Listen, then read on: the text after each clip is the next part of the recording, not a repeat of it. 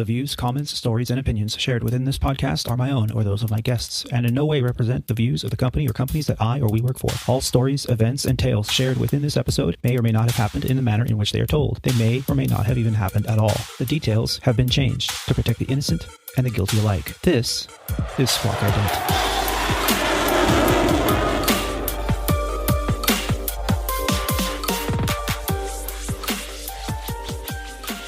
You're listening to Squawk Ident, an aviation podcast dedicated to the journey and the challenges surrounding the life and career of Aviator Tony and his guests.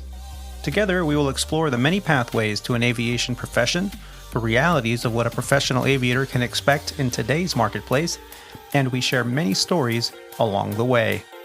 I'm your host, Aviator Tony, an airline pilot currently flying for a legacy airline with close to 20 years on the flight line. This is episode 35 of Squawk Ident, recorded on the 24th of March, 2020, from the Aviator Sound Studios somewhere in Southern California. On this episode of Squawk Ident, I'm joined by a young aviator that I flew with a handful of times while we were both working at an airline we here at Squawk Ident called Sandpiper Regional. We explore his journey that starts out from a high school aviation program in Wisconsin to an accredited aviation college in Daytona Beach, Florida. He is a surf rider and a world traveler and a YouTube channel producer. We will explore the journey that has taken him to the left seat of an Embraer 145. So sit back, relax, and enjoy the show, right after a brief word from our sponsors.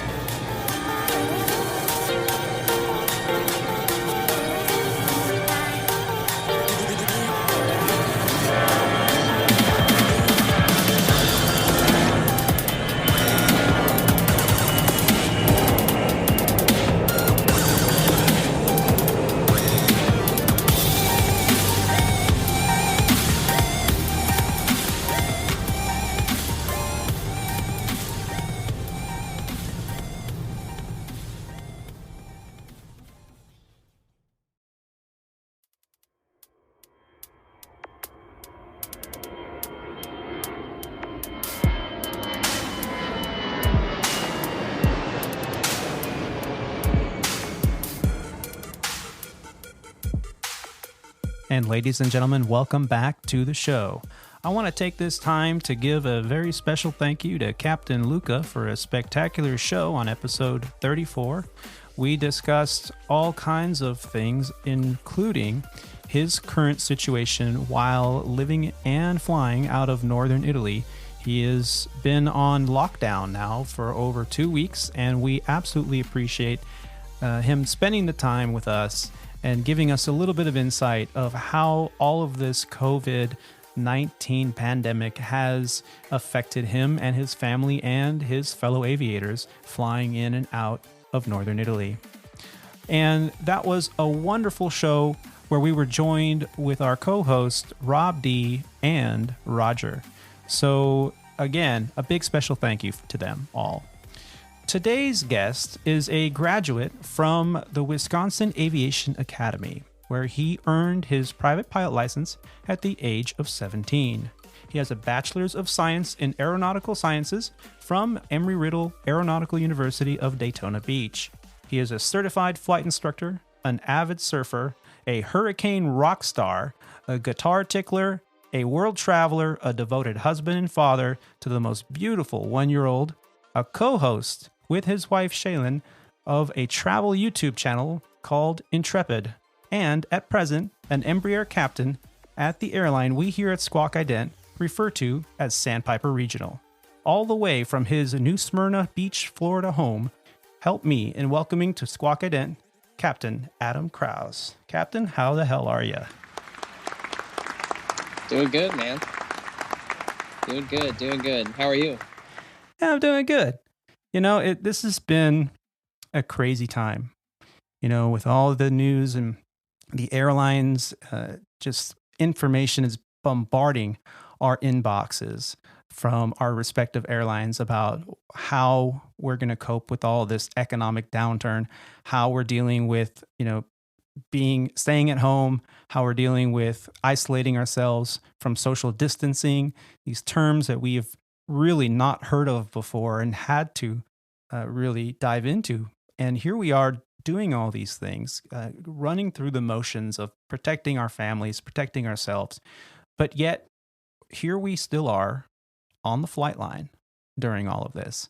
And I know you've had a little bit of vacation time. You timed this pretty good.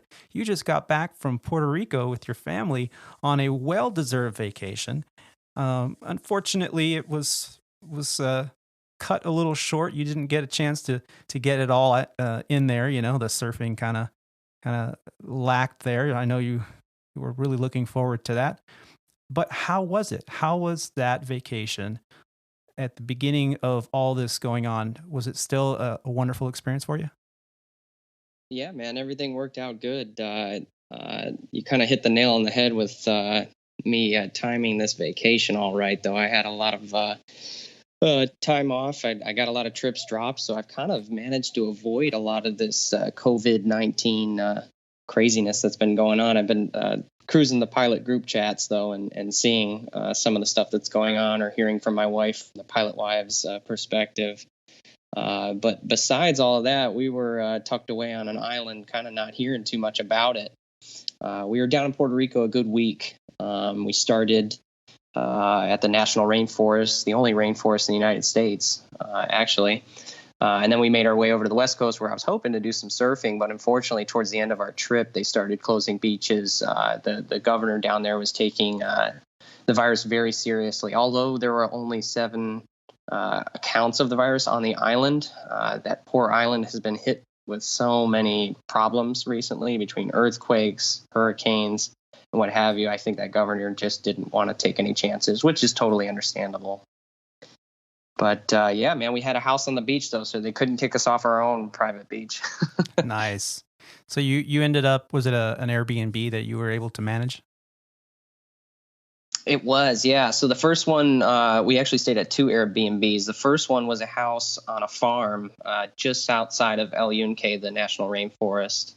And then the second one was right on the beach in Rincon, which is a pretty popular surf destination. You'll see a lot of good surf around there.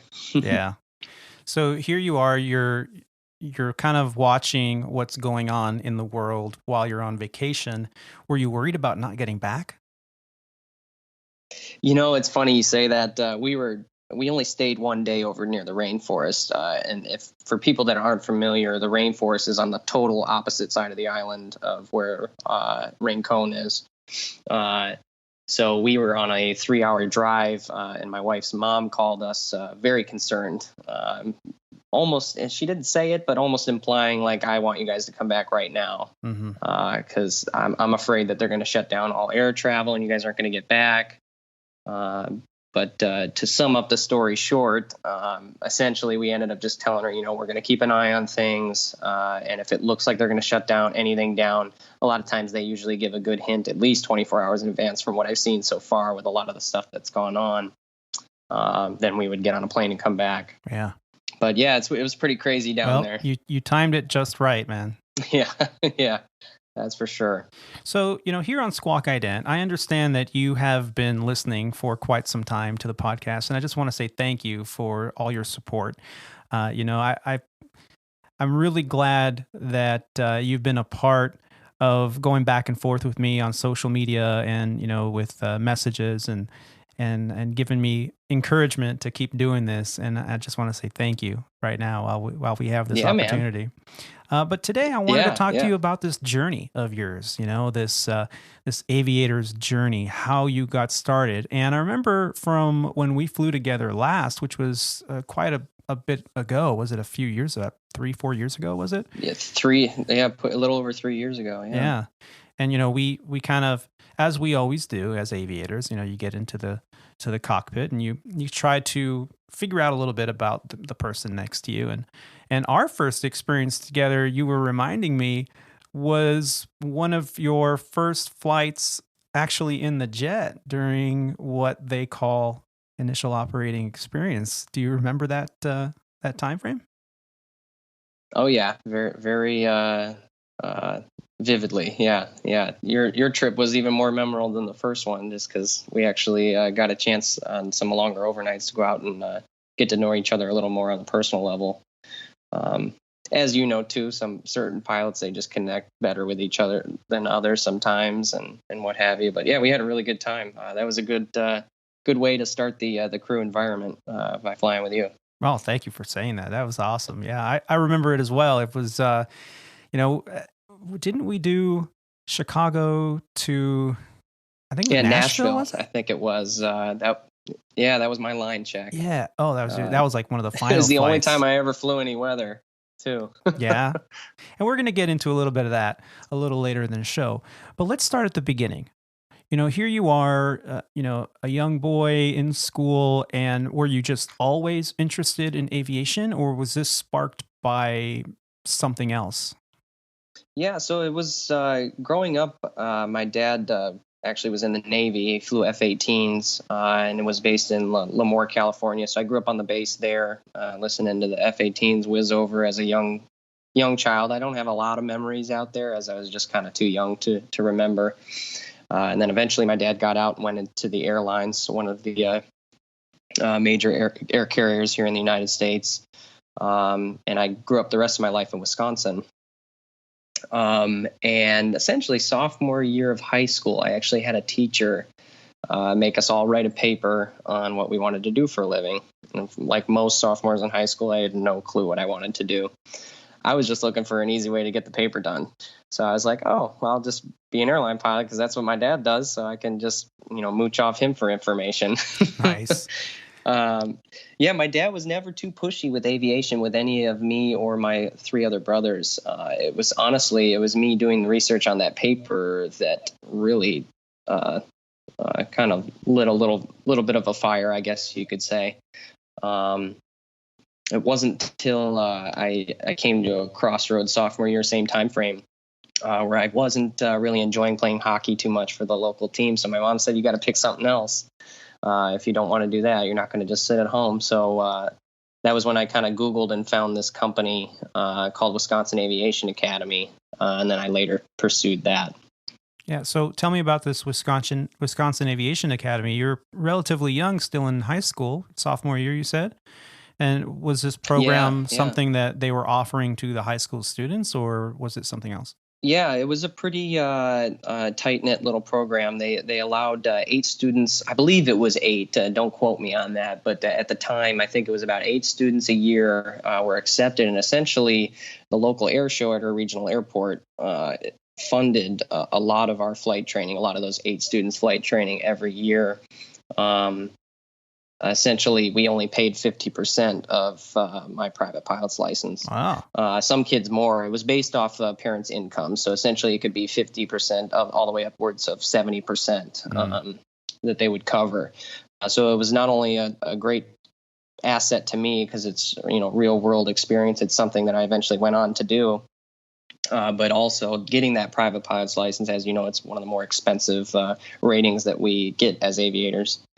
Right in the beginning. So that's definitely one you want the financial support for. Mm-hmm. Mm-hmm. And that program, was it like a year-long program? How long did it take?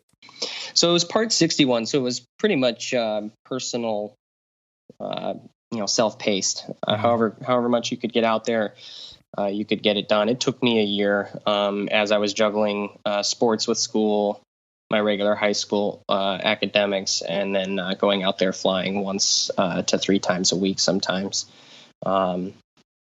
Eventually, when I went on to my college career, obviously that kind of picked up with the flying. But back then, I still kind of, even going through private, still was kind of one of those, I don't know if I'm going to do this the rest of my life, but it was, it hadn't quite hit yet how much I truly love it like today. And were there many kids in your high school that were taking flying lessons, or were you the only one? I was the only one that I knew of. A lot of these kids actually commuted in from like other surrounding high schools and cities. At the time, I was one of 2 people that were doing it from my specific high school. And that other boy, I've lost contact with him. I haven't seen if he ever went on to the airlines or anything.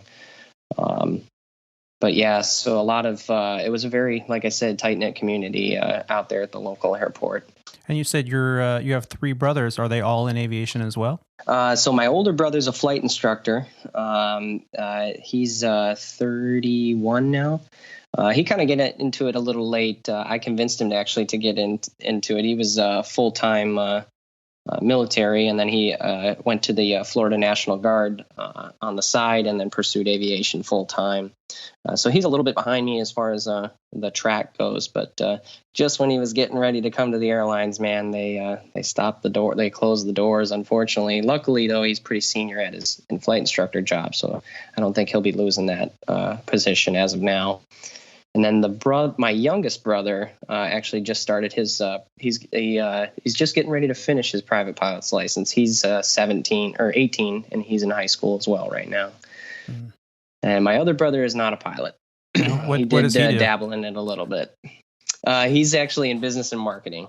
Yeah, he's big into sports. I think he wants to go into something with like golf, or I'm not quite sure yet. He tends to surprise me sometimes. Yeah, smart man, I guess. Yeah, right. the one that's not in aviation. Right now, given the current conditions. When did you move to Florida? Right after I graduated, I spent 2 more months in the summer in Wisconsin, and then I moved down in August of 2012. And then that's when I started pursuing the aviation a lot more heavily, with working towards a degree program as well as flying. Did the whole family move there, or was it just you for school? Just me at the time, man. Yeah, I actually, it's funny story. I chose Emery-Riddle not necessarily because it's pretty well known. I knew I wanted to get out of Wisconsin in the cold, and I'd always skateboarded and snowboarded and what have you. And I told my mom when I was younger, I'm like, I'm moving and I'm going to some beach town. I don't know what I'm going to do there or what have you. But so when I eventually picked aviation, I just said, well, I guess I'll go to New Smyrna Beach. My family's always vacation there. And I was like, all right, I'll just go to the closest aviation school that's there. And I just so happened to be Emery-Riddle at the time. Mm-hmm. So I moved down. Like most kids, I was kind of restricted financially with what I could do. So I ended up doing a transfer program, partnership that Daytona State had with Emery-Riddle, which is also in Daytona Beach. They're literally right across the street from each other, where they allow you to do your general education requirements at Daytona State, which is significantly cheaper. Even with out-of-state tuition, it was significantly cheaper, and then transfer into Emery-Riddle. So I did a semester or a year and a half at Daytona State, and then finished it out at Emery-Riddle with the degree. And by doing that, I actually did the same thing when I went to a community college that had a transfer program, and I got all just like what you did. You got all your general aviation education out of the way, and then I transferred into a state university in San Francisco, and it was great because I only had to do 2 years of the graduate program or the undergrad program, and talk about saving money and time, and yeah, it's a really smart way to go. Absolutely. Think, especially now with the cost of tuition that's skyrocketed even from when I did it. So yeah, that is absolutely a great way to go about that. And Emery-Riddle, can you tell me a little bit about that program?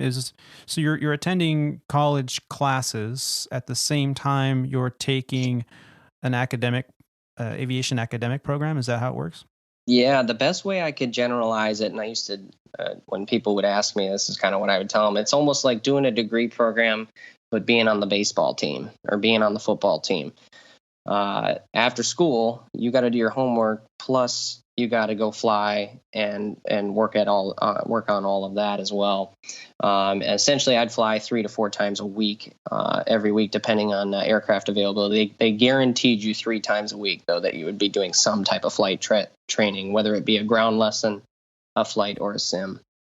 And yeah, at times it was kind of hard to manage, but at the same time, a lot of those general education classes, believe it or not, like the maths and physics and stuff that I banged out beforehand before I even went there, those were the higher workload classes. When I went to Embry-Riddle, it was way more airline focused. We talked about aerodynamics, a lot of stuff I was interested in. So it was a little easier to manage, kind of having been familiar with the subjects and at least having more of a passion for the subjects.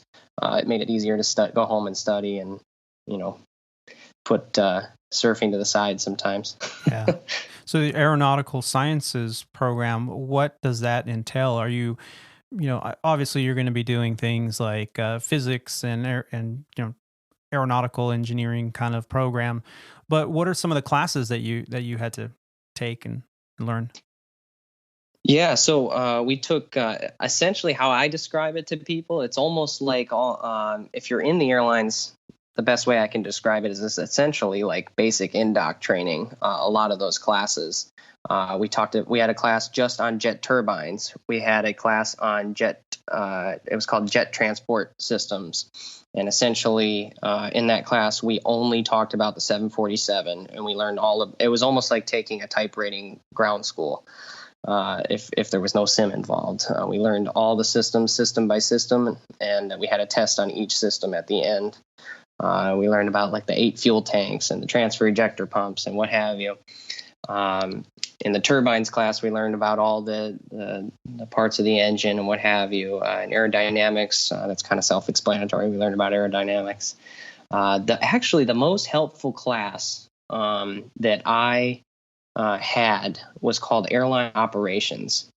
And it was essentially a general overview of what to expect when you get to the airlines. So I had a degree in aeronautical science with an emphasis on airline operations, where some other students that were maybe in the ROTC program, they would have the military focus track, where they took a lot of the military core classes, where my class, one of the required classes for my specific part of that degree was airline operations. And it was taught by an ex-Legacy Airlines captain, and who had lost his medical, kind of came back. And I have to tell you, that was the most helpful class. We learned about jump seat etiquette. We learned about how you should carry yourself in the airport with uniform standards, everything. The first day of class, I'll just tell you this little story to kind of give you some insight. First day of class, he put a bunch of candy into a bucket. And essentially there was kind of 2 of each candy. And he handed it around the room. He said, everybody pick the one you want. And naturally, I picked the Tootsie Roll. I like Tootsie Rolls by the time it got to me. And then at the end, after it went up and down all the rows in class, he said, raise your hand if you got what you wanted. And I'm not kidding. I would say about 75% to 80% of the class got what they wanted. And he said, that's how bidding works at the airlines. Oh, that's a genius. Yeah. And it's funny. It does work out that way. I'm a pretty junior captain right now, just to kind of bring it back to present day. I'm a pretty junior captain in my base, but as I am still technically a line holder, and just this last month, I got my 3rd choice. So it's pretty amazing how that kind of those odds. Everybody wants something different, was his point in that class. But yeah, that was a really helpful class. So it essentially prepared me for in-dock training. I already knew that there was 14 stages in a jet engine, all of that kind of stuff when I came into the airline environment, where a lot of people come into that blindly if they hadn't studied jet engines or stuff like that before. Yeah. I wouldn't say I came in smarter than anybody else. It was kind of a more of a review for me when I came to my first airline job. Yeah, sounds like your academics really did make a huge difference in terms of getting you prepared for what was going to be required of you and expected of you at your first, airline job, Part 121 operator. So, man, my hat's off to that program. I didn't realize how in-depth those programs were. You think, well, okay, they're college level classes and they're teaching you about chord lines and angle of attack and all this stuff. But really it sounds like a very tremendous program that will prepare you for this career field focused on the things that you can't really learn from a book unless, you're an avid reader of people's personal accounts. But yeah, jump seat etiquette in a classroom environment, that's great. Yeah. Well, it's very important too. People don't realize that. It's the unwritten rules of jump seating. Yeah, there's I've had a couple early shows in this Squawk Ident podcast program that where we talk about the nightmares of jump seating and commuting and the etiquette that is often overlooked or forgotten sometimes with the more senior pilots that have been doing this a long time. I'll be in your jump seat. Really? Yeah. You mean you're asking if you can be in the jump seat? Yeah. So, and I'm sure you've had quite a few of those instances as well. Yeah. Yeah. So here you are, you graduate from Emery-Riddle, and were you immediately employed as a flight instructor? How did that transition go for you? Yeah, actually, my junior year, I was accepted into what at the time you had to actually apply and interview to get into the program, but essentially it was like a fast track CFI program. You go 0 to hero with your CFI and CFII in 2 months.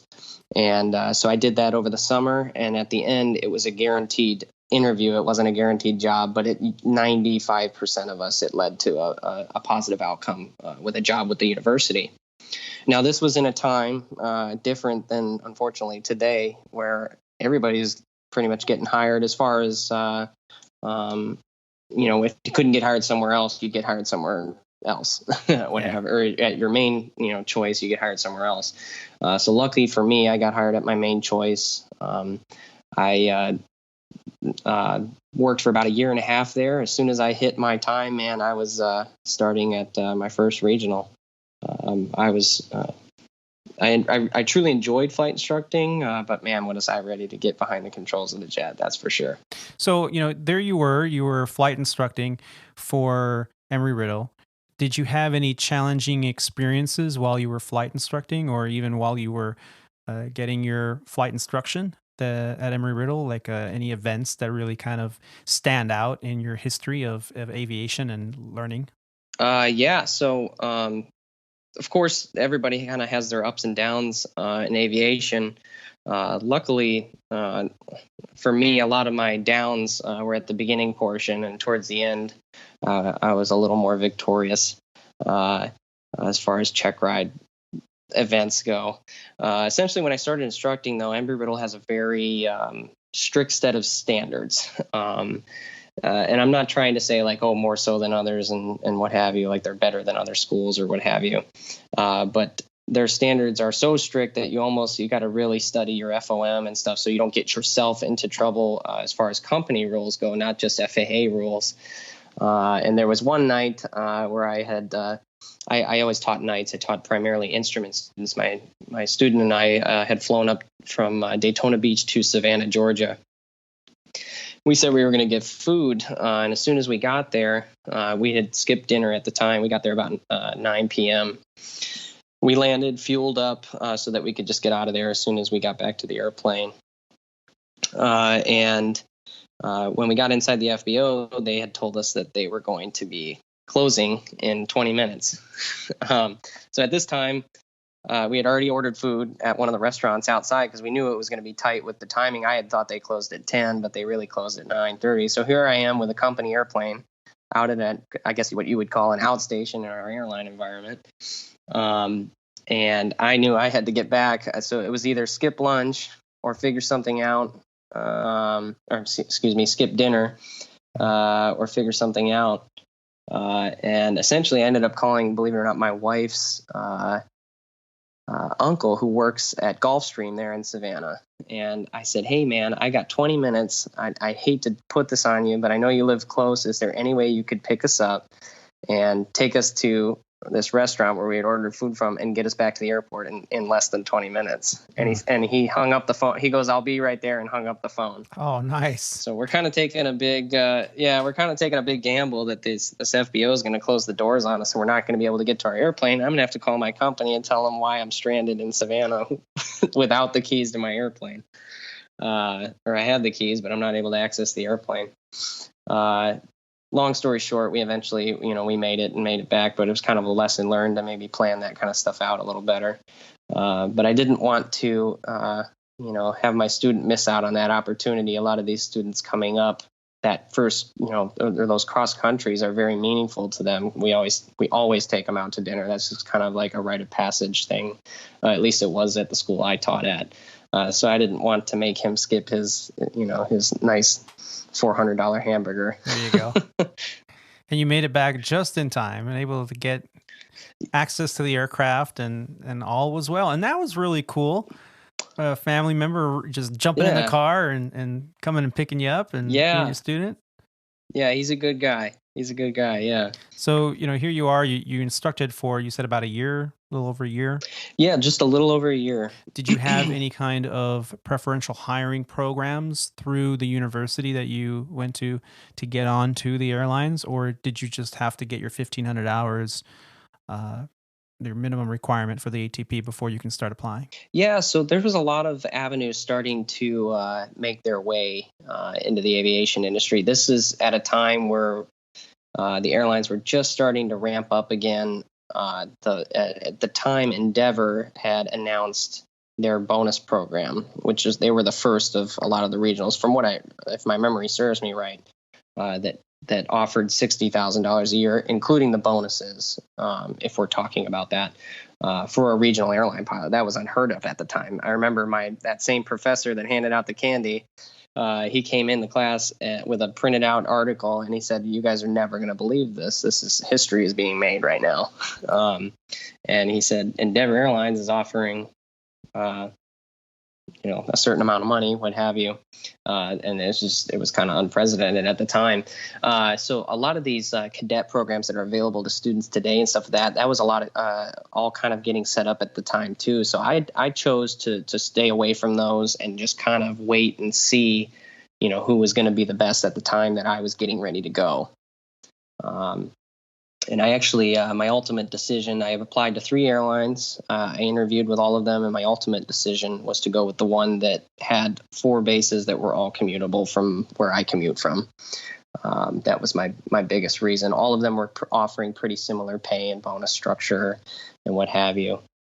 So that was the big thing that kind of drew me to that. So yeah, I just got my, believe it or not, with the 4-year degree program in aviation science, I was able to go to the airlines with 1,000 hours.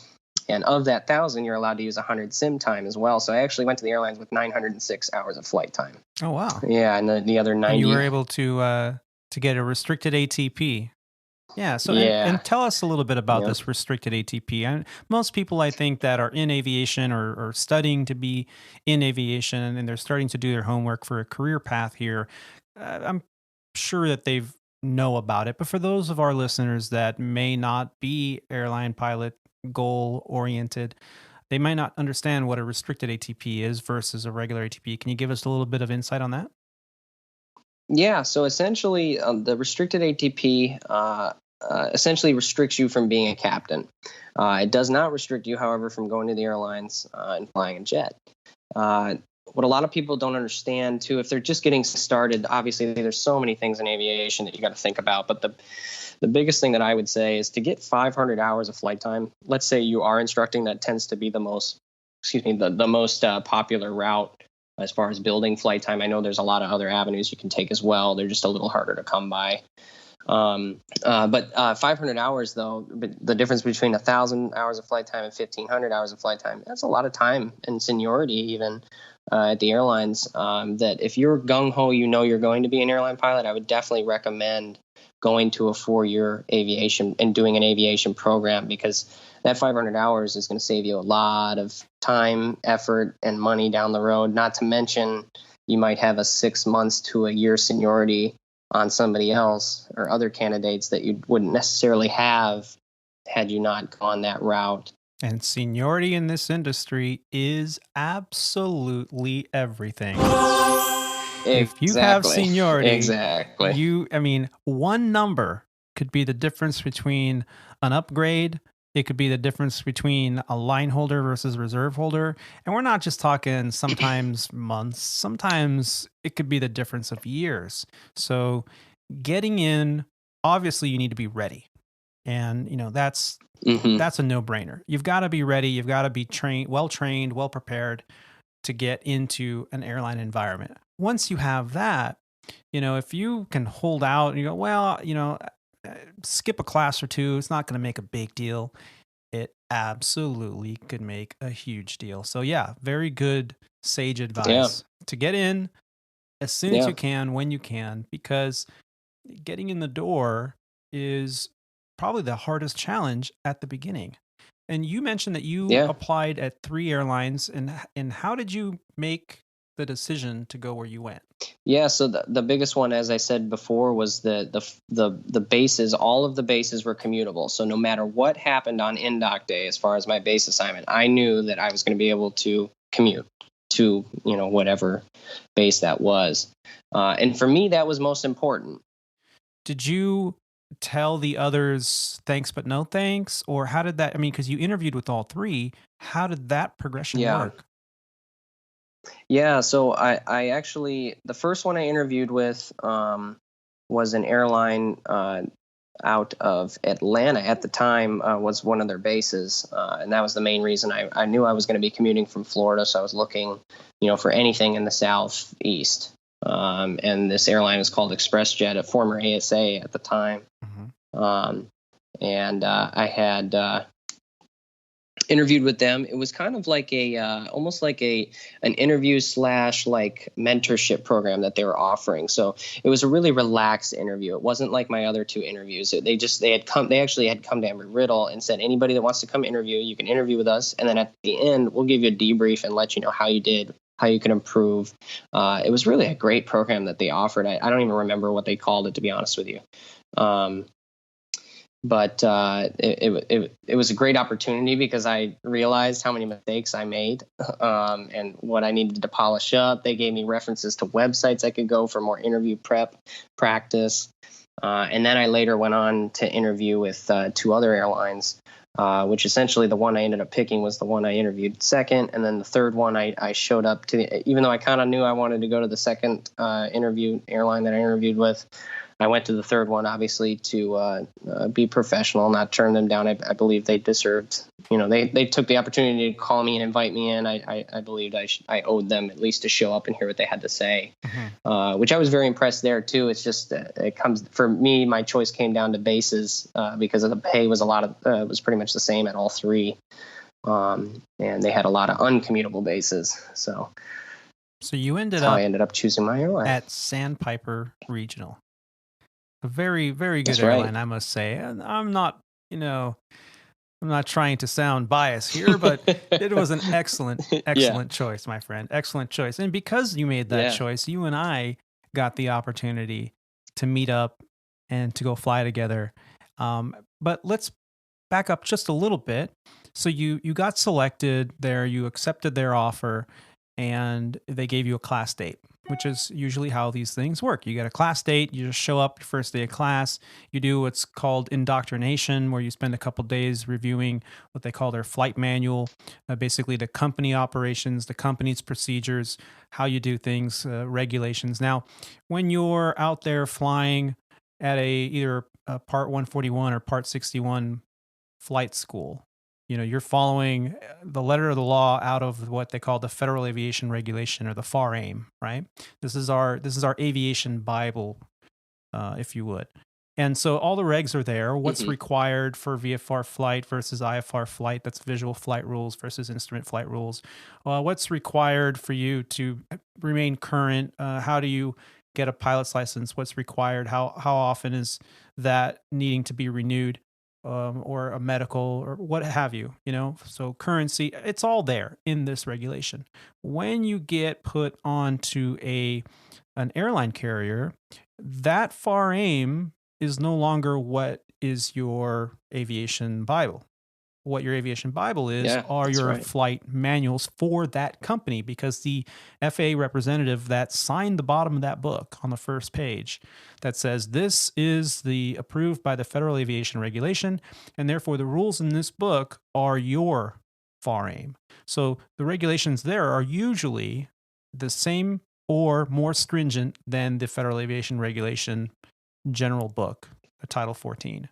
So you had to learn all this. This is what INDOC is all about. You get to hear stories about what happens on the line, and you get to hear all these scenarios that you can expect. And you really had a leg up because if I'm understanding you correctly, you actually studied these very topics when you were studying your aviation sciences degree at Emery-Riddle. So coming into this is really, you're just repeating and refreshing what you were already knowledgeable about. Yeah, that's right. Obviously, depending on what airframe you're assigned and everything, it kind of goes down a different trail from there once you're done with over the general requirements that you were kind of just discussing with the company's manual. Then it branches off into aircraft specifics. But as you and many other pilots know, jet transport systems, they're very similar. As far as just kind of the basic systems that we can expect to have on a jet transport airliner. Studying a lot of that stuff in college definitely gave me a general overview when I went into the NDOC class. 14 stages in a turbine engine wasn't exactly foreign information to me. Where I'm sure some people in class, the standard flight instructor from the local FBOs may not have known that. Not that they did any worse in training. Everybody made it through. Everybody helps everybody. It's definitely a buddy program. It's a crew environment from day one, that's for sure. Yeah. And what were some of the biggest challenges that you can remember from that your first airline ground school? So ground school was pretty straightforward. I would say that Sandpiper has some of the best training that I know of around here. They're very, very good. When I got to simulator training, the hardest thing was remembering to slow down to 250 at 10. Oh, yes. Cruising around at 100 knots in a Cessna, man, you tend to forget about speed. And that burned me in a couple lessons in the beginning, just the pace of everything. Luckily, I had a lot of instrument experience teaching a lot of instrument pilots and CFIIs. So that wasn't too hard as far as, because everything, as you know, in airline business is all instruments. But yeah, my biggest thing was the pace of the jet. Those things go fast, man. Yeah. And you're not alone. And it's not just the pace.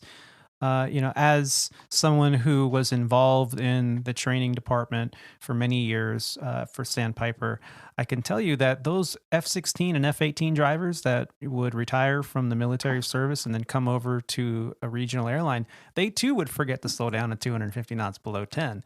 Because they're like, speed limit, what's that? This is not something they're used to.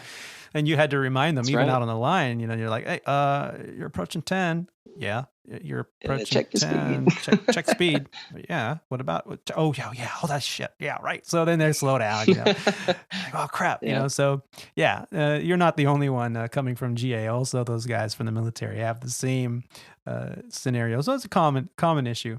So, you went through your first week of what we call IOE. So when you complete your simulator training, you are a type-rated licensed pilot, meaning the FAA is giving you their blessing. You are good to go. You are qualified in the aircraft. And the first time you actually manipulate the controls of an actual aircraft could potentially be on your very first flight with your check airman, with paying passengers in the back, a flight attendant that's giving you attitude for whatever reason because they know you're new.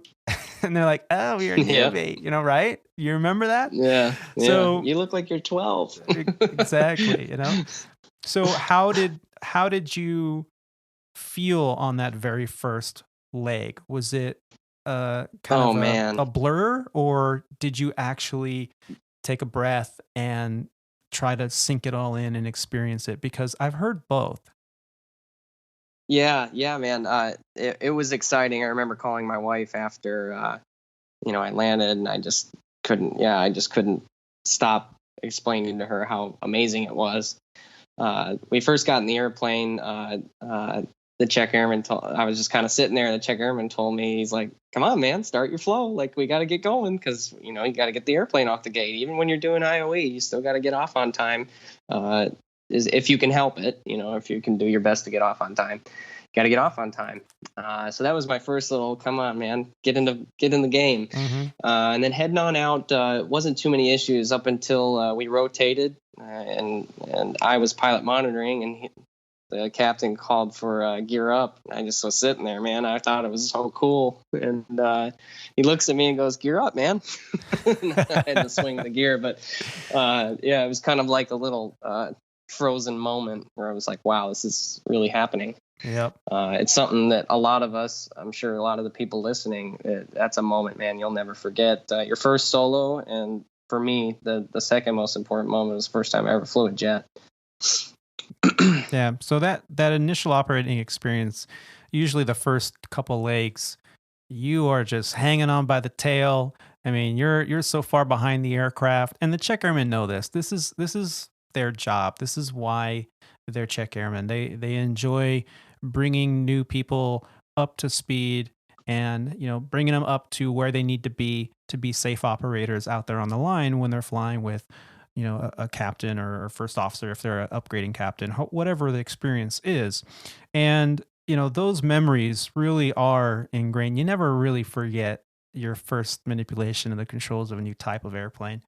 And, Yeah. I'm really glad to hear that you've had a lot of positive experiences throughout your career. Well, you had your first trip, you did your 4 days, and over at Sandpiper, I think you had to have a minimum of how many hours? Do you remember what it was? Is it 20 something hours? I think it was 25 at the time. Yeah, or so 20 or 25. Yeah. Yeah, minimum 25, so average 25. And I think of those 25s, at least at the time, you had to have a minimum of 8 hours as pilot monitoring.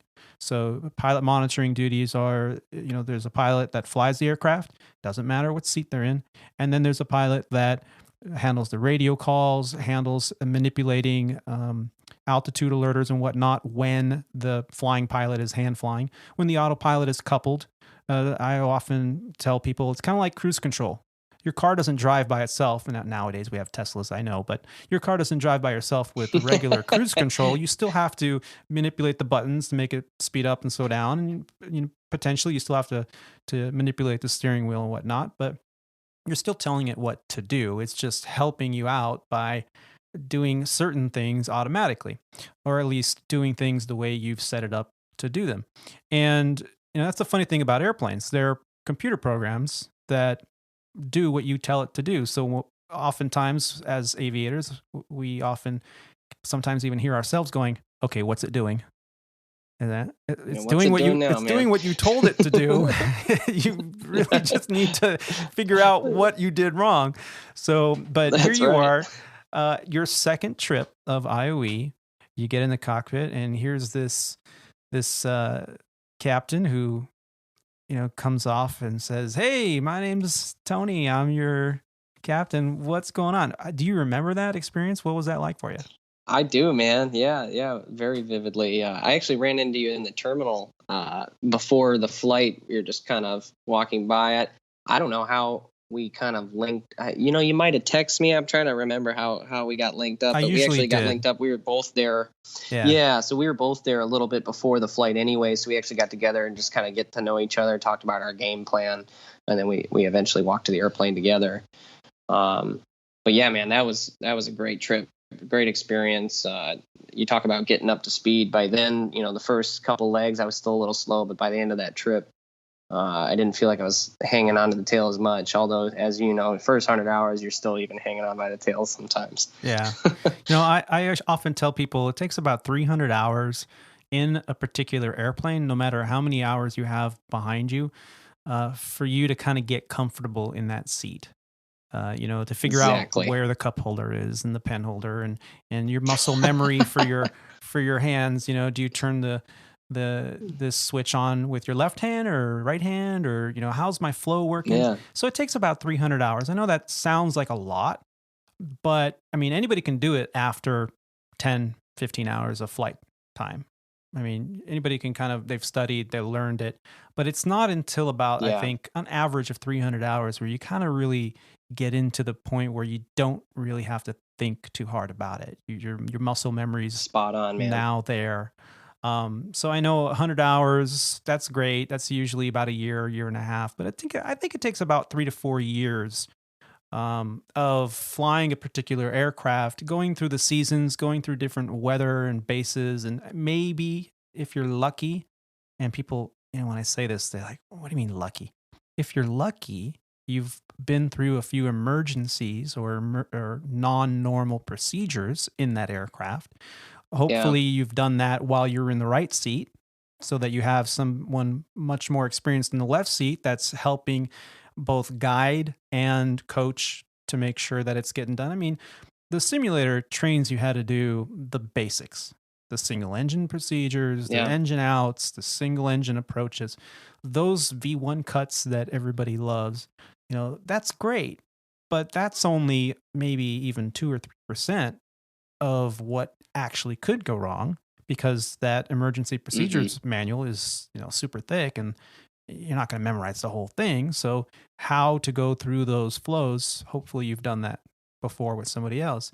I'd rather have a pilot that's been through 5 emergencies in the past Yeah. than a pilot that says, well, I haven't really gone through anything because I've been lucky. Yeah. So with that said, now I'm curious how you're going to set this up. Have you had any emergencies in the airplane? Yeah. So, not that, as you're familiar with, as you've flown the airplane that I've flown, bleed leaks are a pretty popular item. Not something you necessarily want to have. Not too terribly horrible, but not necessarily something you want to have had. I've had 2 of those, both from the right seat.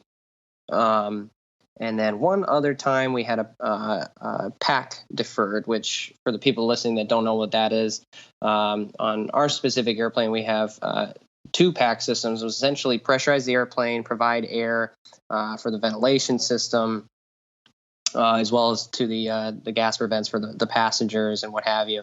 But essentially supplies air for the whole airplane. It also keeps us cool. And one was deferred, and then the other one on the climb up, we watched our cabin altitude just climb up with us as we climbed up, which it's not supposed to do that. So we were not pressurizing. We got about through 10,000 feet, and it had gotten to about 9,000 on the cabin altitude, we're about 18,000 feet. We were about 99,000 to 9,500 on the cabin altitude. Obviously, it was not pressurizing. So very quickly, we just descended, headed back to Miami. Captain at the time, again, this was also from the right seat. He chose, instead of landing overweight, we just went in a holding pattern extremely low with our gear out, burned all the fuel, and landed the aircraft safely. That kind of was up for debate. Everybody I talked to, I kind of asked, what would you have done? Oh, I would have just declared emergency and landed overweight. Where in our situation, we were just flying around like a Cessna. We didn't consider that an emergency situation. That was our kind of team decision there.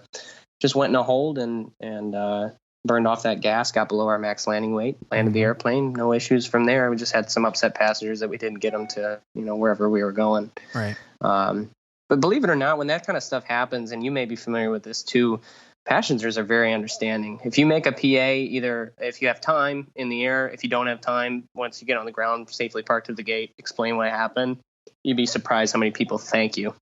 Yeah. Even for the most minor things, because a lot of times they don't know either way how severe it was. Lucky for me, those 3 items weren't too severe as far as what I've heard some other people go through. Yeah. Well, you've sounds like you've had a little bit of experience here, and the nice thing about that is, you were able to work through the system. You had another pilot in the cockpit that kind of guided how the decision-making process was going to go. And now you've got a little bit of experience behind your belt with emergency situations, that when it's your turn to make those command decisions from the left seat, you kind of know, you kind of learn from both the people that you want to emulate, and you also learn from the people that you absolutely want to not make the same choices or use the same phraseology that they did. You learn from the good captains and the bad captains, basically, is what I'm saying. So That's having right. those couple experiences, in the first couple years that you were out on the line is actually great. That gives you a baseline of how to handle things. You said that you held and burned some fuel with the gear down, and that's hey, why land it's not an emergency. You never exceeded a Yeah. limitation. No. Why put yourself through a land immediately and land the airplane overweight, and now it's going to need an inspection, and you got to land at less than 300 Yeah. feet per minute, and now you're Other airplanes might have to get out of the way, and right. there's a lot that goes into an emergency. Right. Not that declaring an emergency for something like that is not a good idea. I mean, you got to do whatever you got to do Exactly. to feel comfortable. But, you know, I would have probably done the same thing. You reminded me a story of one time I was flying out of O'Hare. I don't know if I've mentioned this before, but, you know, it was one of those days where it's O'Hare, it's summertime at night, thunderstorms all over South Bend. And I forget where we were going. Not any, I think it was even, might have been Dayton.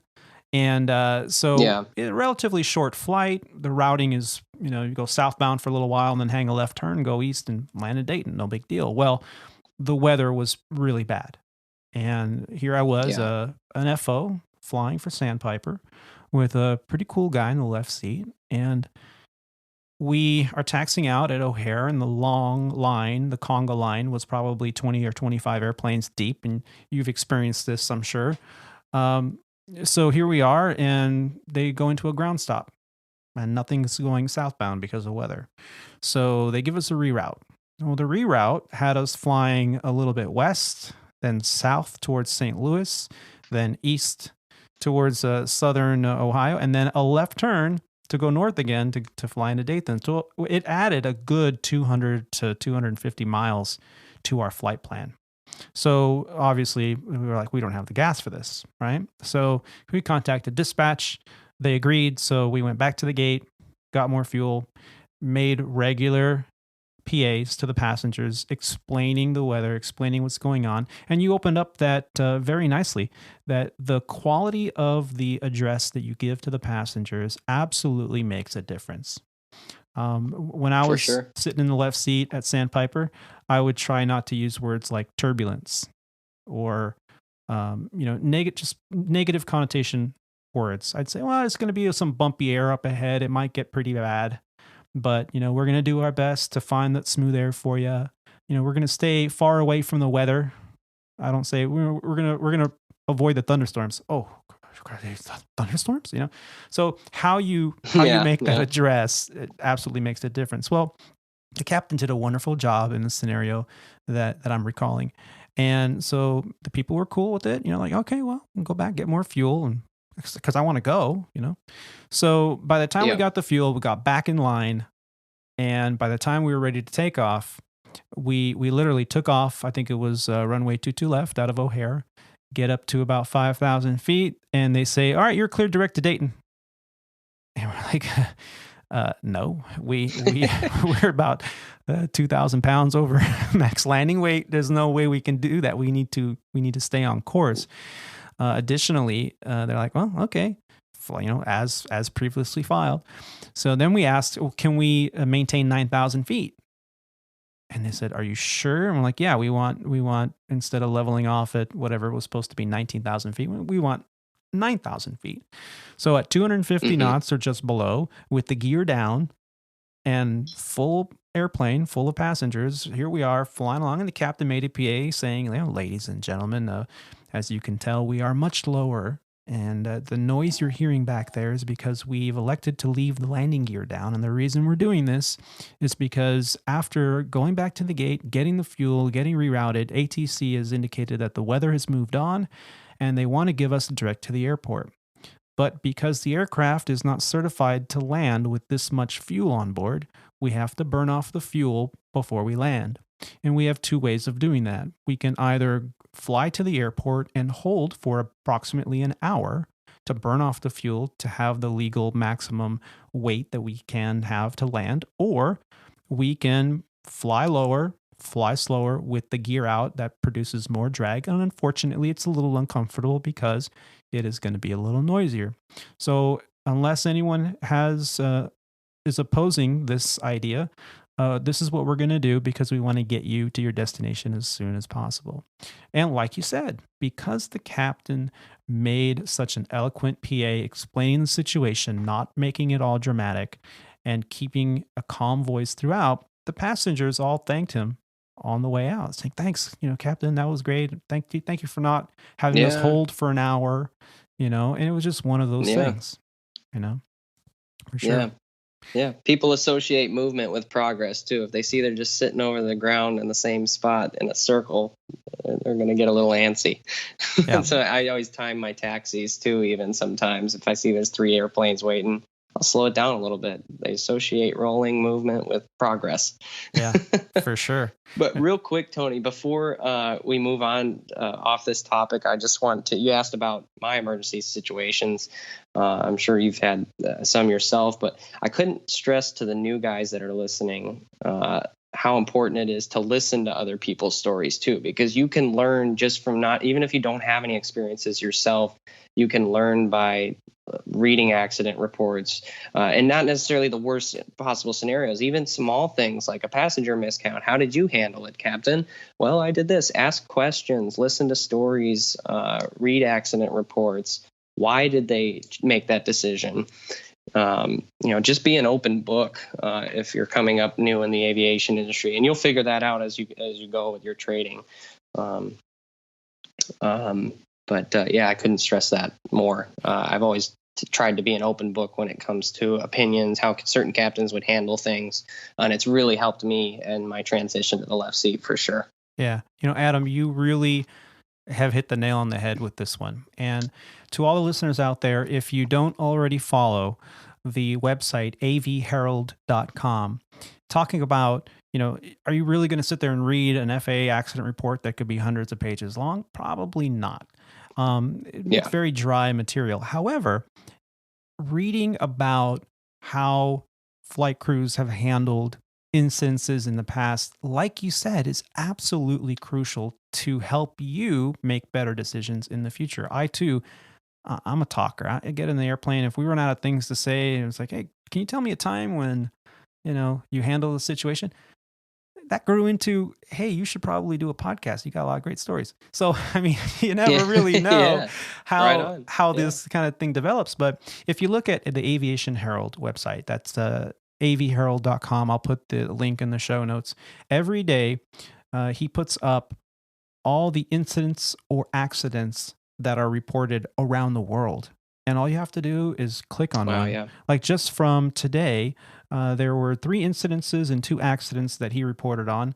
One of them was a FedEx MD-11 near Great Falls on March 15th, 2020, had a battery discharge alert. And he talks about it. He gives you the information, what the Canadian TSB reported, and what they found. It was a defective shunt in the battery charging circuits. So all this knowledge is absolutely crucial if you want to be in this industry for a really long time and you want to be able to handle situations. And plus, it just makes you a stronger pilot, I think. Yeah, absolutely. You've been a captain now since back in December. And, already holding a line, things were looking really good. I mean, you were looking at within 2 years being through the flow through agreement at Sandpiper, you were looking at being over at the legacy carrier. And now this, I mean, how are you feeling about it? Is it getting you down at all, or are you kind of taking it in stride? I've since I've been hired, it's let me kind of track back just to say that my timing's everything. Going back to when we were talking about seniority, timing's everything in this industry. You've probably talked about it on your podcast before. My timing, and not to make others feel down about their timing, but my timing was excellent. I have been telling a lot of the pilots that I fly with, of course, there's a lot of downer talk in the aviation industry sometimes. The company does this or this and that, and I got told I was going to flow at this time, and then it ended up happening 8 years later. Where everything has always seemed to fall into place. Like you said, I upgraded and I had a line immediately. That's unheard of. That's been unheard of for the last decade.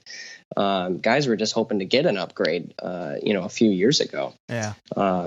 now, and here I am getting the upgrade in the senior base that I want and holding a line there. I mean, it's simply unheard of.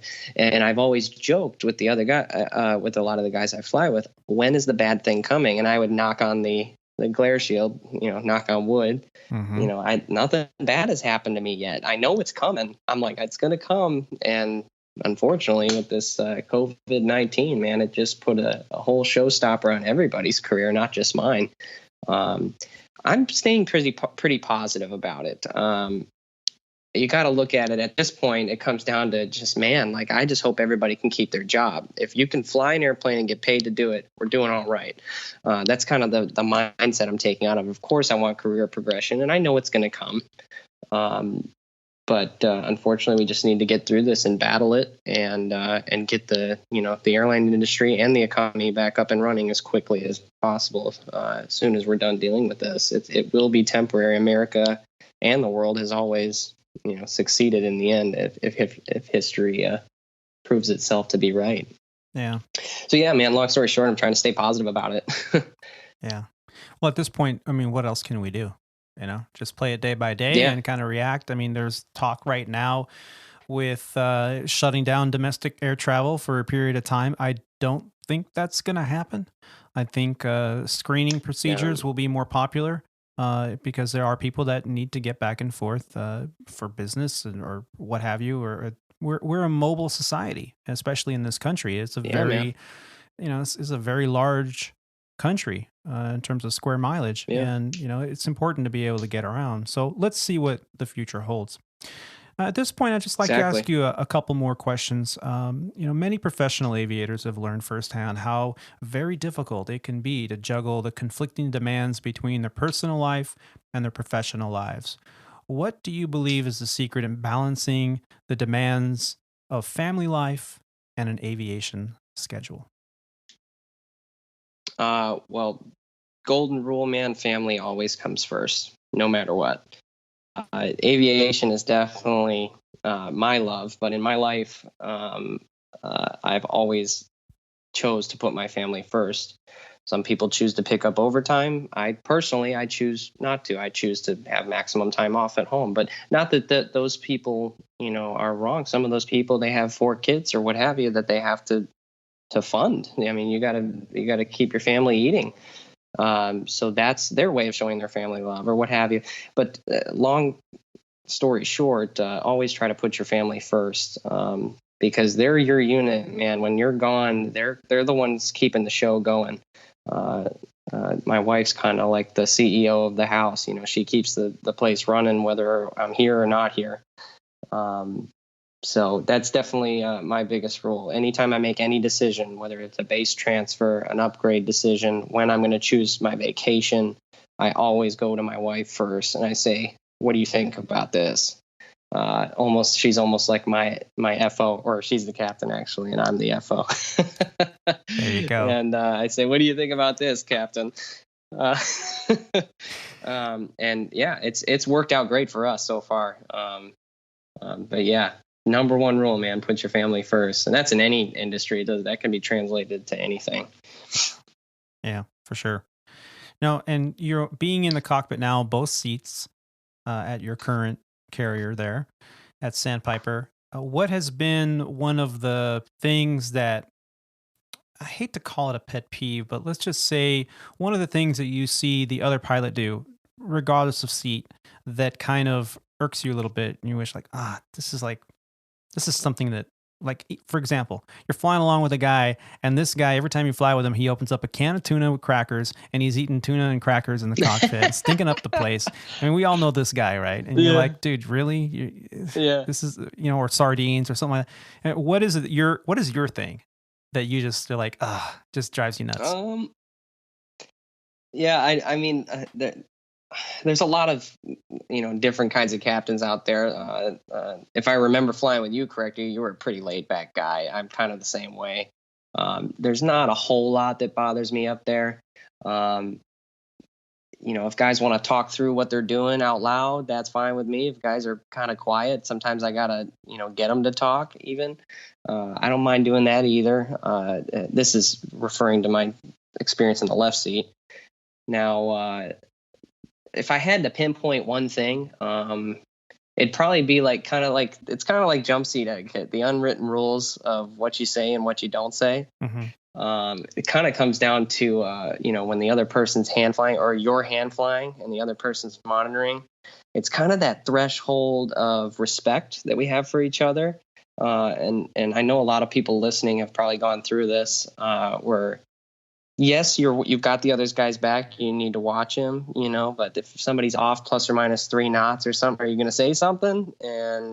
Or what's your threshold? Is it 15 knots that you're off that you're going to say something? That's a little pushing. It depends on what environment you're in, the terminal approach or what have you.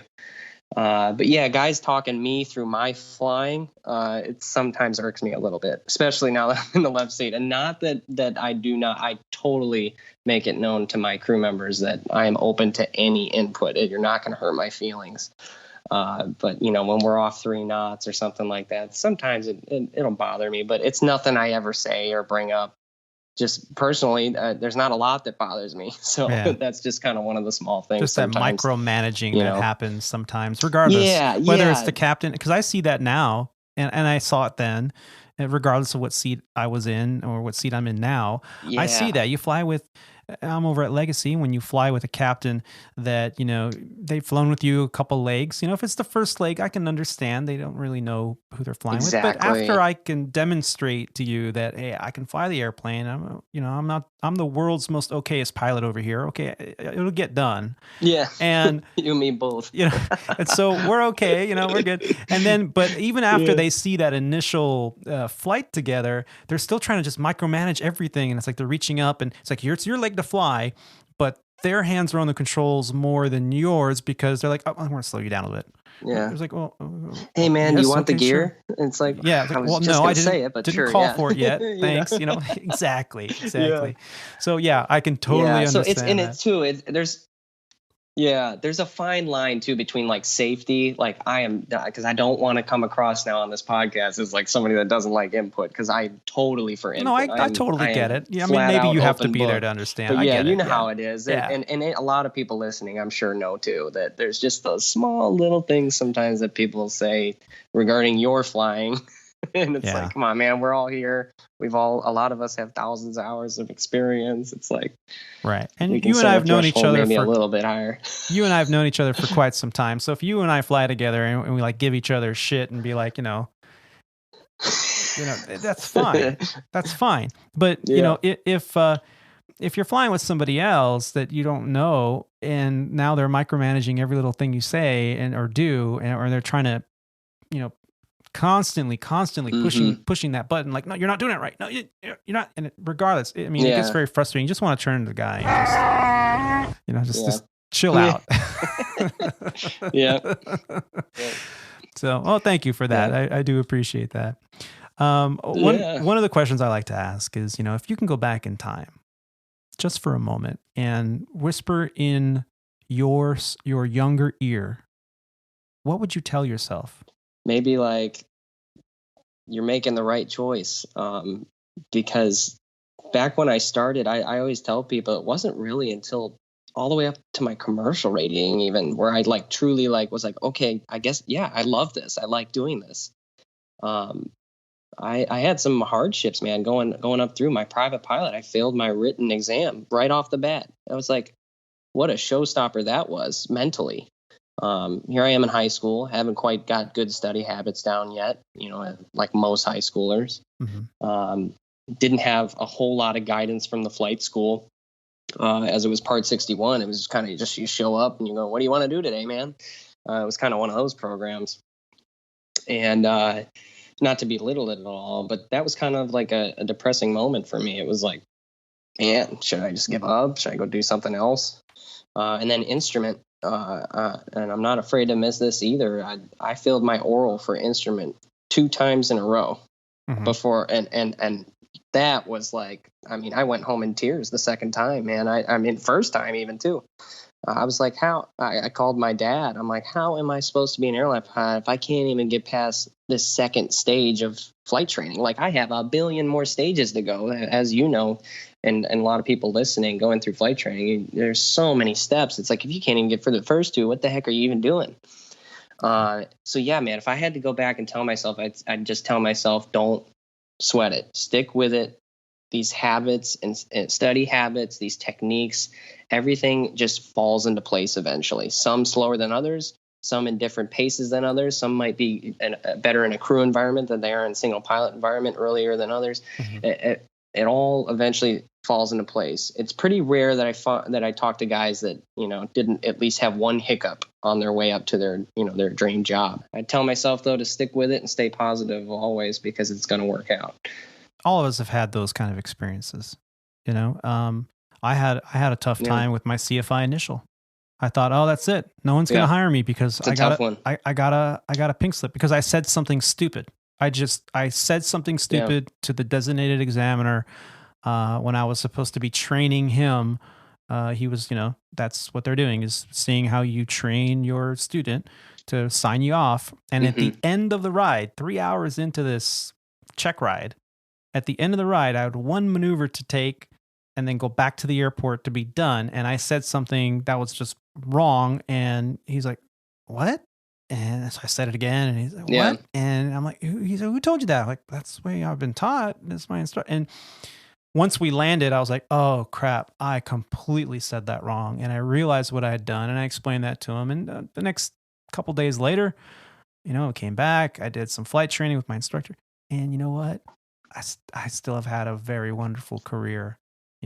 These things happen, and thank you for sharing that, because a lot of young aviators, they freak out. They're so nervous. They're in the simulator at their first job, and they're just sweating bullets. And it's like, you don't need to. Man. It's nerve wracking. But it also is a test to see how you do under pressure too, right? Yeah, exactly. This goes back to our point talking about handling emergencies. You would be surprised just asking questions, hearing stories, and that was my biggest thing in overcoming. I haven't failed a check ride since that instrument oral. I haven't failed anything since then. And I have to say that the number one best piece of advice that I got was go observe other people. When I went and did that, I backseated other flights. I sat in oral rooms and listen to other people's exams and lessons. And just from when you're sitting from an outside perspective looking in, it is amazing how much more you can learn and master your craft. And that, again, translates into any field. If you're watching from the outside in, man, you can pick up on a whole lot more. And I've taken that with me. When I'm at airline training, man, I'm talking to everybody. Hey, man, what did you get asked? If you were in this scenario, what would you do? And it's helped me be successful out there too, at the training center. Yeah, for sure. That it's part of marketing yourself. It's part of networking with other pilots. As a commuter, I was a commuter for 13 years. And in that time, I was sitting in jump seats in the cockpit observing, like you mentioned. And I really do think that shaped the way I operate, and it made me a better pilot. It made me more professional. I dare even say it helped mature me into the aviator that I am today, just simply from observing how other people operate. And kind of really the lesson I learned from all of it over the years, and I'm still learning and still developing, is we're all the same. We're all just doing our best out there to kind of follow our passions and our dreams and fly the airplane the best we can. And it doesn't matter where you are, legacy carrier, flying a Cessna 410, a small cargo company, it doesn't matter. You're all going after the same goal, and that's to achieve a career in this passionate, beautiful love affair we have with aviation. And I thank you for sharing that with us. I wanted to give you a little bit of time today as well. You and your wife have been together a very long time. Your love affair is very inspirational. I've seen all of the social media content that you guys put out there, and I wanted you to have the opportunity to talk a little bit about your project there on YouTube. You guys have a channel together. Can you tell me a little bit about that? Yeah. It's kind of like a small little side project. We started once I started at the airlines. Growing up under a pilot in the house, I always had flight benefits, but my wife obviously did not. So as soon as we got those, we said, we're going to start traveling as much as possible, so that before we have our child, we can do a lot of traveling, what have you. We knew that was going to come to a screeching halt the second you have a brand new baby in the house. So we had a challenge before we started trying for our little one, that we were going to go to 12 places in 12 months. And in that time, I had invested some money into some camera equipment, started dabbling around with Adobe Premiere Pro. It's kind of a little bit of a higher end editing software that's available. We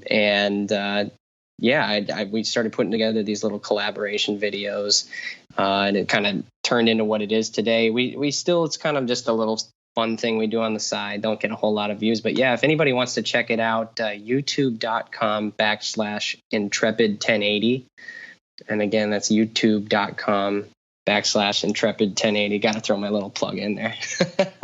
But yeah, just fun little travel videos. And too, it's great too if you're looking to go somewhere with your family, take our videos and look at the spots we went and go there yourself too, to experience them yourself.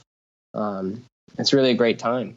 Yeah. Yeah, I really enjoyed the Phoenix location one. Yeah, man. And yeah. And then the baby mooning in Tahoe, very special. Very cool. Yeah, we went to Lake Tahoe, and we were talking about, like, we always go to warm destinations. We like, Hawaii and all this. Lucky for you get to go there all the time. I always see your running posts. Yeah. But for us, we don't make it out there as much, man. But yeah, we like, jumping off cliffs or going hiking and stuff like that. But obviously with a pregnant wife, you can't do a whole lot. But we're like, snow's beautiful too. Like, even though you can't really do a whole lot, let's go somewhere where it's snowing. So we went to Lake Tahoe in the dead of winter, man. It was beautiful. Yeah. It was, I guess it's like a really popular summer destination. I didn't know that. I thought it would be more popular in the winter. It used to be even more popular in the summer, when they started to outlaw the jet skis on the lake and all that for the wake and the erosion. That it kind of slowed down after that, which the locals really do appreciate. I grew up in the Bay Area, and Tahoe was my backyard playground, basically. Snowboarded there on a weekly basis all throughout college. I had some really cool snowboarding trips. Did you get a chance to get out there at all? No, unfortunately, man. Yeah, again, family first. To be respectful, I did not do any snowboarding. I didn't want to leave my wife alone. Yeah. We did some nice dining. My wife loves to take photos and stuff. I'm kind of like the video guy in our little Intrepid side project. I do the YouTube and she does the Instagram. So if anybody wants to follow us on Instagram, it's Intrepid Life 4 is our username, Intrepid Life 4. Cute. If anything, you just have cute pictures of a baby in your feed. If you go and follow us right now, that's what we need the most. We really do need positivity. Oh, for sure. That's what I tell everyone, man. My sweet little 1-year-old, she has no clue that the economy is in meltdown mode right now. She's just as happy today as she was yesterday. Yeah. Well, with that said, I wish you be safe. I've taken some precautions here at the house because I'm still flying. Most of everything that I was supposed to be doing going to the islands has been canceled, subject to reassignment. Or what they're calling at the legacy carrier as a recovery obligation. So if they cancel your flights, technically you're obligated to do any kind of flying once they contact you. And, there's a lot of contract language there that is obscure and creates a little bit of an issue. So we'll see what happens in the days ahead. But just this last week, my wife said, you know what? We're done with you bringing bags into the house, wearing shoes into the house. I mean, she's like, we're clean people. I understand that. I know you're careful, but we just can't risk it. So when I come home, I have a table set up in the garage now, and everything gets worn or unworn. Everything gets thrown in the washer. The shoes come off. They stay in the garage. My uniform, jacket, hat, pants, everything stays in the garage until the next cleaning cycle or whatever, dry cleaning, or if I wash, what have you. And it all gets left there. If I come in late at night, I go and shower immediately, First thing I do, walk into the house, go take a shower. Everything goes into the washer. And we're just being super, super careful right now because this thing is, I mean, for someone like you and I, relatively healthy individuals that are athletic, that we take care of our bodies, we have good lung capacity. I mean, it's probably not going to be a major thing. As 96% of the rest of the world is going to survive if they get this COVID-19 illness. However, let's say you and I have it, it's about a 5-day to up to 15-day incubation period where you could be either asymptomatic or your symptoms are so minor you could potentially even not be running a fever and have it. And of course, if you have it and you can transmit it. So I go to visit Nana. Next thing you know, Nana's got it, and there's the issue. The older generations, the family, we all have parents. It's the ones you love, man. Yeah. Yeah. So we're, unfortunately, normally at least a couple times a month, we go and visit family, our older relatives that live in the area, and that's all stopped. We don't do that until this whole thing blows over. And yeah, I have my little quarantine area in the garage. Have you been taking any kind of steps at this point? Yeah, man. Luckily, I haven't been out there since really this is kind of all went into meltdown mode. I essentially got back from my trip when we first started to hear about it. I went to the grocery store. I remember some lady was in the aisle. She's like, I can't find any hand sanitizer anywhere. I remember thinking to myself, why are you looking for hand sanitizer? And why can't you find it? It's probably over in the travel section, lady. That's what I was thinking. And I didn't even realize people are starting to buy up everything because they're starting to freak out about this, and rightfully so. So yeah, I haven't been out there yet, man. But thanks for the tips. I'm gonna set up a little spot in my outer room as well, and have my wife keep the Lysol can out there and spray it down and wash everything when I get back home. Because Lysol's gold right now. Supposedly it doesn't affect. Oh yeah, man. Yeah, it is. You better believe it. It's turning into currency. But having the little one in the house, though, they say it doesn't. 0 to 9-year-olds actually have some pretty good statistics, surprisingly, on the internet right now. But I don't want to take any chances, obviously, with the little one at home. Yeah, absolutely. And then, like you said, interacting with anybody else.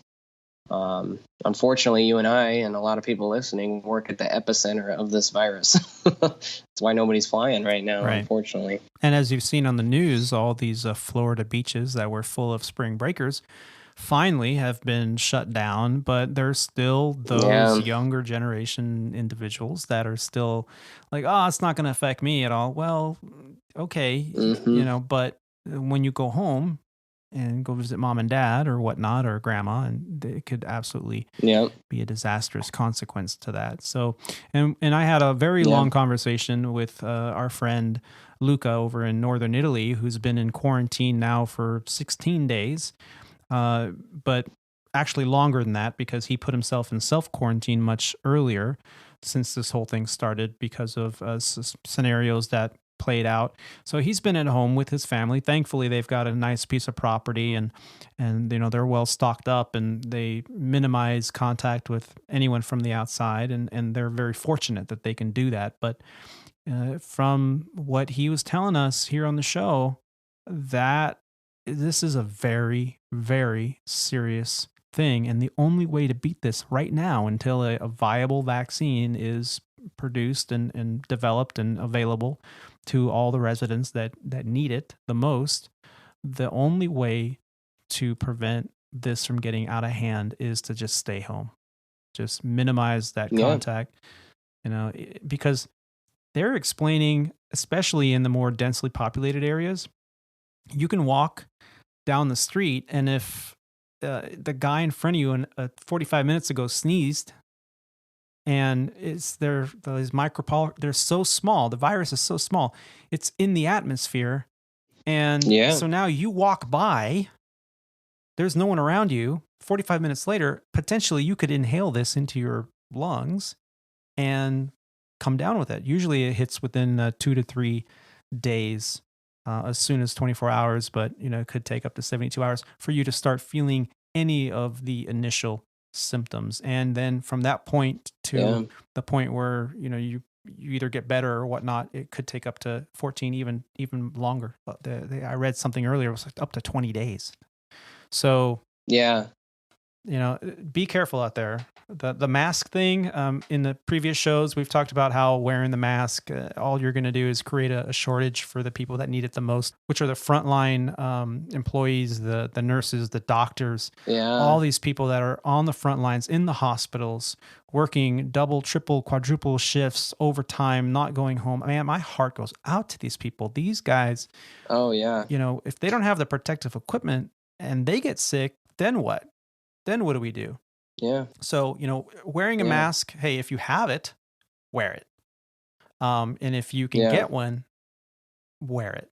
Because now knowing what we know, what's being developed with, if you live in a densely populated area, if you're in an airport, somebody doesn't necessarily have to sneeze on you for you to be exposed. So, it's kind of changing the outlook now. With the mask wearing. So something is better than nothing is what they're saying now at this point. I still believe that for the most part, if you're sick, you should be wearing a mask. Absolutely, period.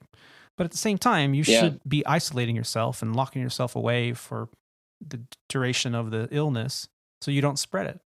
So, but if you can protect yourself, I don't know at work I heard that they're allowing now flight attendants to wear masks during the flight. Because we have had quite a few. I saw that. Yeah, recently today, I read that an American Airlines flight attendant was not only tested positive but has passed away from COVID-19. Oh wow, so I didn't know that. This is starting to hit home very, very quickly. Yeah. And being 2 weeks behind what Italy's progressed to, Italy now having the highest death rate in every other country. China is being second, and Spain's right there, right behind. So, hopefully this whole thing passes quickly. It's going to definitely change the atmosphere and the outlook of the airline industry. But we're, like you said, we're going to get through it. If everybody does their part, we can bounce back a lot quicker. If everybody does their part to suppress this thing. Absolutely. I heard today, 1 in 1,000 in New York City has it, which that might sound like a big number, but in Washington State, 0.2 for every 1,000 have it. So, I mean, that's a very significant difference. Yeah. So if you're traveling in or out of those places, they're recommending that you, even if you don't have any symptoms, just to self-quarantine for 14 days just to prevent that. That's where a lot of this is coming from. Yeah. As we're talking here, there's some news that's being released. Hawaii has gone into a mandatory quarantine as of Thursday morning. Which will have been, a couple days after this show comes out. But also there's other states now following suit. And Florida is actually one of those states. There are travel restrictions. If you're coming in from particular states into Florida, they're going to put you in a mandatory quarantine. Yeah, one of the captains here at Sandpiper just messaged me and said his plane from New York to Miami was met with law enforcement as well as CDC officials and other medical personnel, and they made everybody fill out a form on the airplane, a CDC form, I guess, regarding COVID-19. And everybody in the airplane was required to do a mandatory 14-day quarantine for themselves, self-quarantine. And they could be met with jail time or fines if they did not comply. This captain actually had to talk his way out of the situation because he was on positive space travel, deadheading, after finishing a trip. So he was a working crew member, even though he was riding the back with the rest of the folks. He kind of had to talk his way out of that because he's got to go back to work. So it's kind of a gray area right now. All of this is for most people. Like you said, we're hearing a lot of new terms, but even the law enforcement officers that met him were confused as to what he was explaining. He's like, I'm an essential worker. You don't understand. Like I just finished a trip. I got to go back to work in 3 days. And so it's kind of a gray area, man. I don't even think our company knows what we're going to do about that yet. and not that they should, man. That was just put into to effect last night, I think, if I'm not mistaken. Don't quote me on that. Yeah, I actually think that was earlier this morning. Yeah. Well, it's very fluid. Yeah. So the airlines are having to adapt to this. Yeah.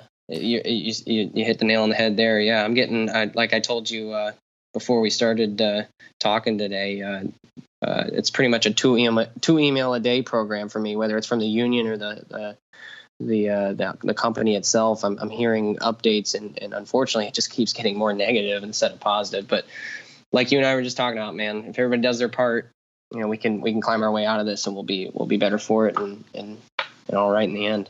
Yeah. I learned earlier today that the reason China has not had any new cases of this is because the government there was so stringent with the quarantines that they've covered up a lot.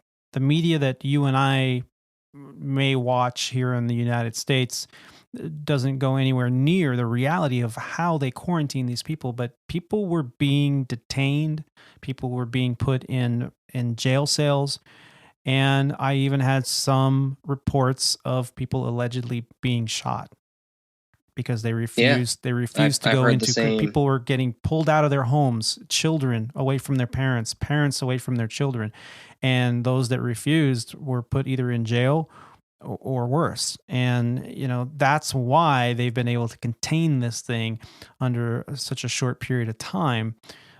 Whereas in a free country, you can't really do that to people. You have to try to get them to see the light, to see the fact that the best defense we have here is to isolate each other. And unfortunately, that has huge economic consequences. So you're right. But thank you so much for sitting down with me with all this and kind of diving into how this affects us. Any few last words before we kind of wrap it up here? Nah, man, nothing other than just thanks for inviting me on. I had been listening for quite a while now, and I'm honored that you had me on. I know my story kind of probably falls in line to a lot of people's listening. If anybody has any questions or anything, you can always reach out to me on Instagram too, and follow me. It's Adam Kraus on Instagram. I'd be more than happy to respond to anything. I'm sure Tony, you're pretty active on the internet as well. Yep. Other than that, man, just thanks for having me on. It's really been a pleasure. It's really cool to nice. Link back up again, other than in LA. Yeah. Every time you were going on some non-rev somewhere on vacation, it's like, I'm at the airport in LA. I'm like, I'm at the gate next to you. And it was like almost every single time. Yeah. And unfortunately, I was kind of bad luck for you too, because you haven't been very lucky in terms of traveling out of LA. We're not successful in LA, man. Yeah. Unfortunately, probably right now would be a good time to go through LA, even though they're probably shutting everything down here soon. Who knows what's going on? But yeah, me and my wife were joking before I did the podcast. It's funny, she's never been to LA and not seen Aviator Tony. There you go. I'm everywhere. I am the night. You are, man. Exactly. You are LAX. Somebody sent me a post, $18 fare on JetBlue to Florida. And I was like, wow. Yeah. LA to Florida? I don't know if it was LA to Florida or if it was New York to Florida, but it was like a flight to Florida. Either way, that's a good fare. $18 on JetBlue. I'm like, what? So one last final question before we wrap it up today. Yeah. I want you to think back to one person, just one, that has made the biggest impact to your success in your aviation career and in your life. Who is that person and why? Man, I just had 1,000 faces go through my head when you said that. Probably, it sounds kind of cliche because, my dad's a pilot, but probably my dad. After I failed that second instrument oral, I was beaten as far as you can get beat into the ground as far as my career goes in aviation, my pursuit of my aviation career. And I called my dad, and he just basically said, "Hey, man, this is aviation. This is a part of the journey. This is a part of how you get there." and all I kept telling myself is how can I get by this, man, if I can't, or how can I make it to my goal if I can't even make it through the first couple steps? And he just encouraged me to stick with it. And although he didn't take a part in my flight training itself, just his mentorship through the process was extremely helpful, along with many others. But yeah, that was a tough time in my aviation career, and I have to give it to my dad that he got me through it. Yeah. Well, that's wonderful. And, thank you so much for sharing that with us. It's a very personal question, and I like to ask that of my guests when they're on the show for the first time, because, you hear such wonderful, wonderful examples of support and encouragement and all this to follow a dream. And when you find those people, you just have to celebrate them. And thank you for sharing your mentor with us. Don't forget to check out the Intrepid YouTube page. Again, give us that link again. Yeah, it's youtube.com/Intrepid1080. Just some fun little travel videos, give you some ideas and maybe where you might want to take your family. Awesome. Well, again, Adam, thank you so much for being on, and we look forward to meeting up with you again here in the near future. Yeah, man. Thanks for having me on. Hopefully we'll talk again soon. For sure. And ladies and gentlemen, that wraps up episode 35 of Squawk Ident. I'd like to take this opportunity to thank Captain Adam Kraus for sitting down with me and discussing his journey in aviation thus far. It was a real treat to hear how his journey in aviation started and continues to develop. He has a long career ahead of him, and I look forward to speaking to him again in the future. I'd also like to take this opportunity to thank the frontline workers out there. In the middle of this COVID crisis, I want to make sure that we all take a moment and thank the doctors, the nurses, the medical techs, the EMTs, the firefighters, the police officers, and all of the frontline workers. Yes, even the pilots out there, and flight attendants, mechanics, gate agents, and airport operators that keep the whole system going at this time. Are you enjoying Squawk Ident? I hope you are, and we'd love to hear how we're doing. You can leave us feedback either from the website at www.aviatortony.com, or you can leave us direct messages through our social media pages. On the website, you can check out episode cover art, episode archives, the pilot shop, and you can also leave us a 90-second audio message. On the socials, check us out on Facebook, Instagram, and Twitter. Just search Squawk Ident Podcast or Aviator Tony and Squawk Ident. If you're listening on Apple Podcasts, we sure would appreciate a good review and a like and a share. In closing, I'd like to just say thank you for taking the time to listen to this grateful aviator. Keep the dirty side down out there.